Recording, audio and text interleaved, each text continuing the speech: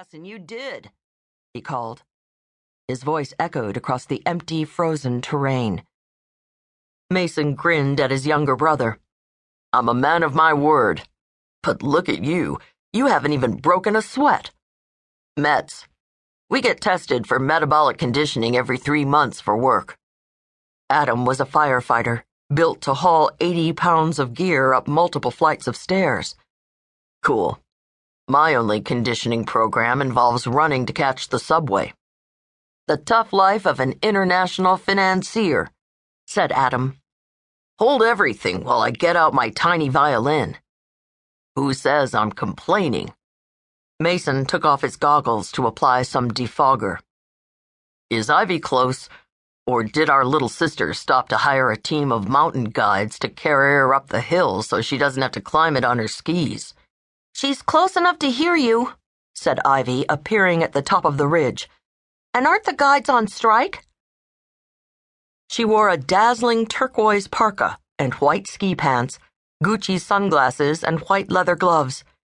Her blonde hair was wild and wind-tossed, streaming from beneath her helmet.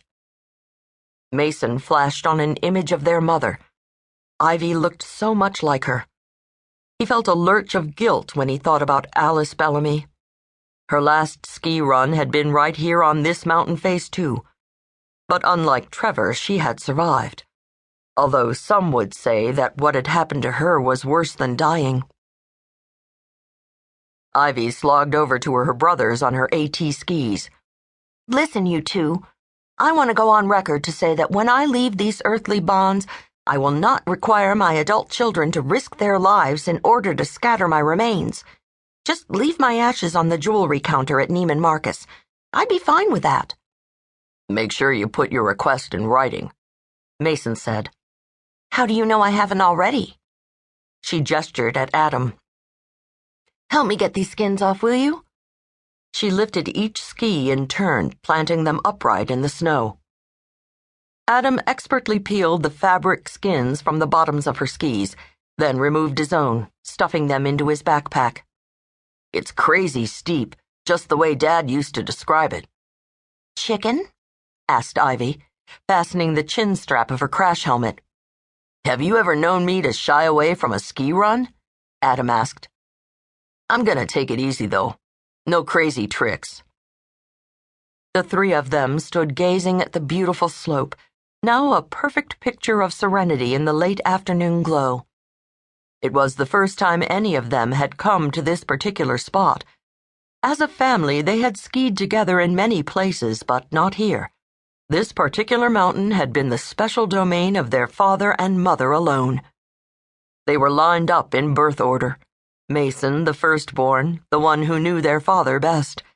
Adam, 3 years younger, had been closest to Trevor. Ivy, still in her 20s, was the quintessential baby of the family. Adored, entitled, seemingly fragile yet with the heart of a lioness. She had owned their father's affections as surely as the sun owns the dawn, in the way only a daughter can. Mason wondered if his siblings would ever learn the things about their father that he knew. And if they did, would it change the way they felt about him? They stood together, their collective silence as powerful as any conversation they might have had. It's incredible, Ivy said after a long pause.